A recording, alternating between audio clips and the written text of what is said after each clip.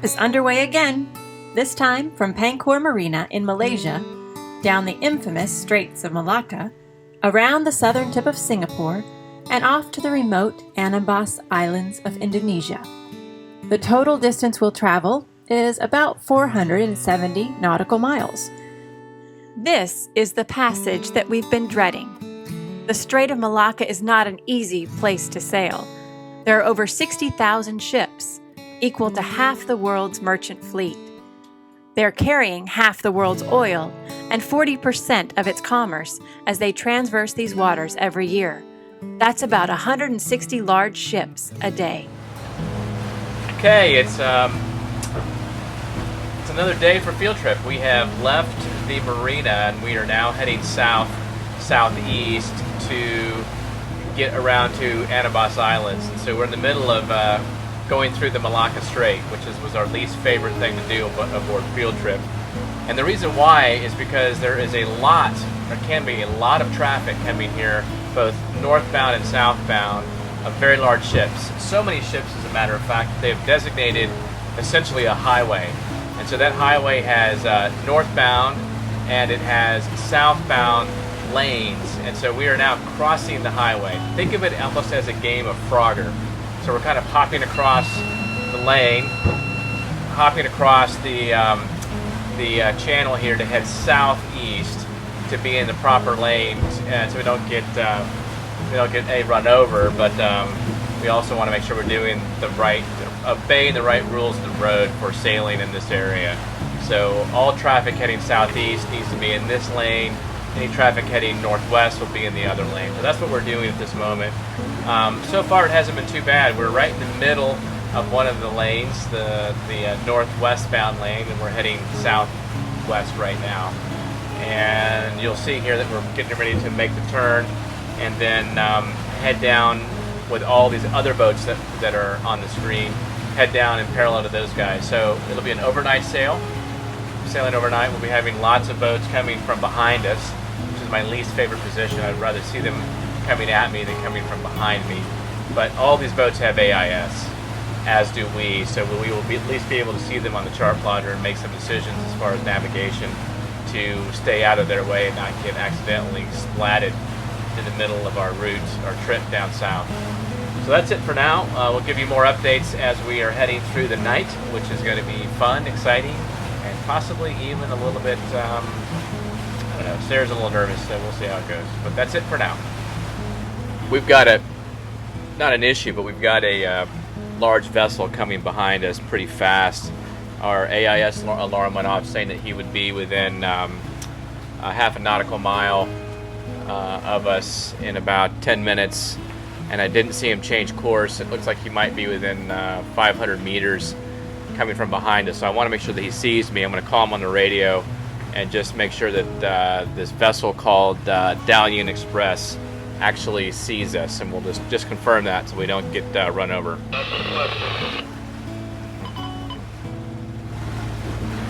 Dalian Express, this is field trip over. Field trip, Dalian Express, good evening. Good evening, 06. Dalian Express, field trip. Yes, good evening, Dalian Express. Yes, good evening. Just want to make sure you see me on AIS, over. Yeah, I see you, and I will keep clear of you. Okay, very good. Thank you very much. Have a good night, over. Good night, Back to 16. Okay, so that was just double checking with this guy. He obviously sees us and will keep clear of us, so I just wanted to make sure. Gives you an uneasy feeling at night. You can't tell a whole lot. There's lightning in the sky, and just want to make sure the guy saw us. So he did. We're good, and we will relax. This red triangle is Dalian Express, the one I just called on the radio. You can see that he's passing fairly close to us. He'll be within quarter mile or so, maybe a little farther away. He's changed course a bit and fallen off a little bit, but that was the guy I was worried about, and my chart plotter has him highlighted in red as a collision avoidance item. So anyway, that's why we've got this good stuff. It helps out a lot to be able to get some sort of notification like this that someone's going to be within a half nautical mile of you, and at least keep you aware. I can still see it on the screen, of course, as he's coming. Just to have the alert is also very helpful. We had a very uneventful night last night.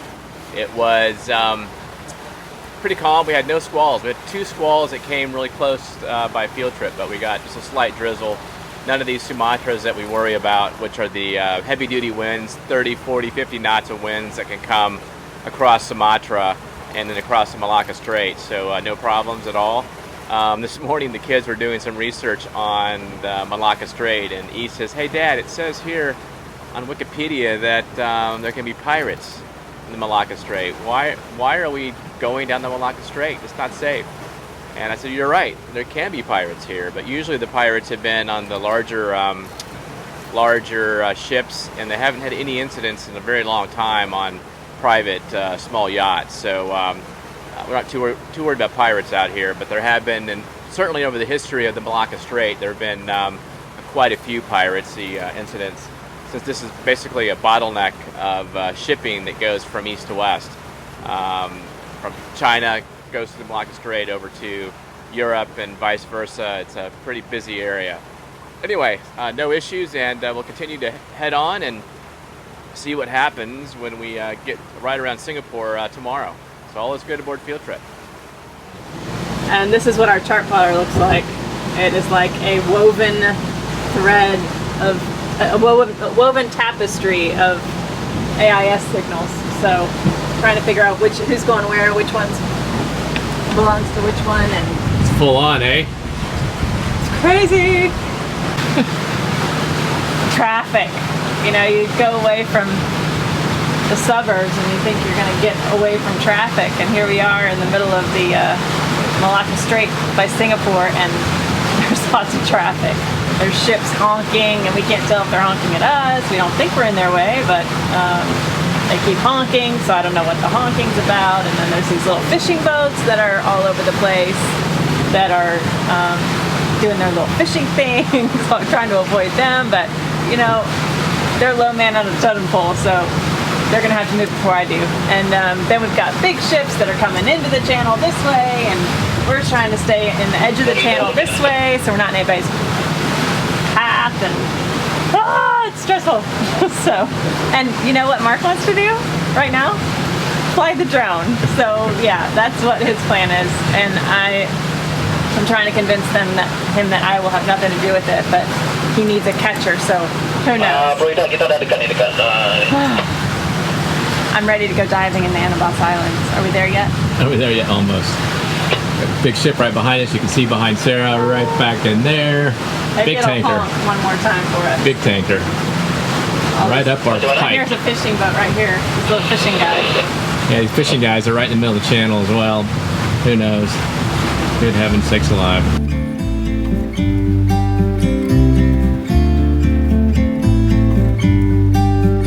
About to leave, already packing.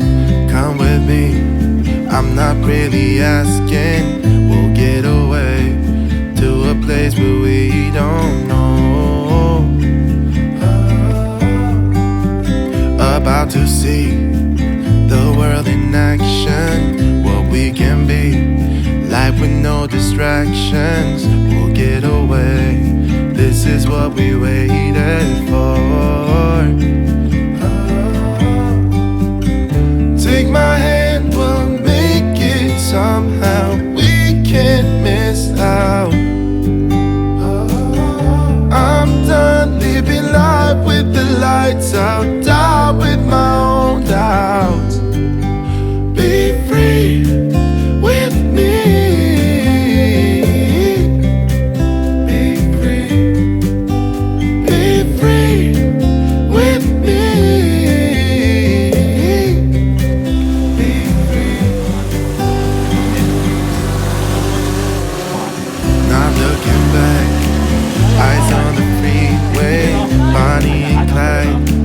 A classic cliche, we're on the run. That was some really good footage right there. This is what we waited for. Alright, we get this party started going. All right. Got people behind us. three very large tankers coming our direction. They're stacked up, three of them total. We're on the eastbound lane. They're on the southwestbound lane, coming into Singapore as we're leaving. Now, on the final leg of our passage, we are leaving the rush hour of the Straits of Malacca and Singapore and sailing across the South China Sea for the Anambas Islands. It was a stressful couple of days, and we are glad to leave these busy waterways behind.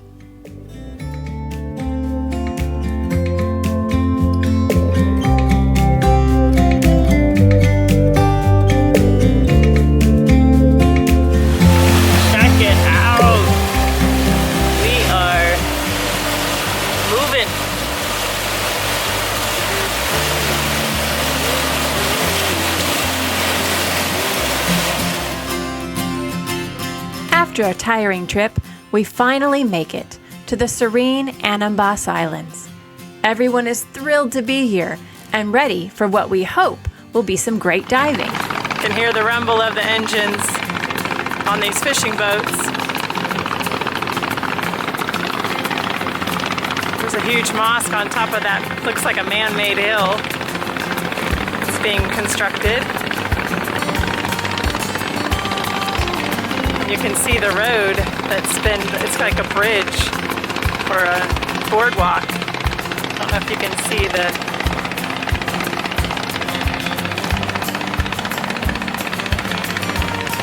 see the motorcycles driving along there.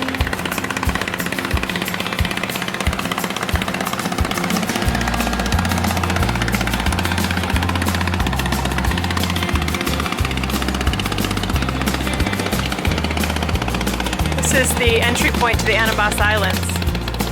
The buildings are very unique. Elizabeth is up on the foredeck. She's in charge of grabbing the mooring and helps Mark navigate the boat. It was only a couple of years ago that she helped Mark secure the boat to another mooring in the middle of the night during a 40-knot squall when our mooring broke and we drifted towards a reef. She's grown up a lot since then and has become quite a responsible crew member aboard Field Trip.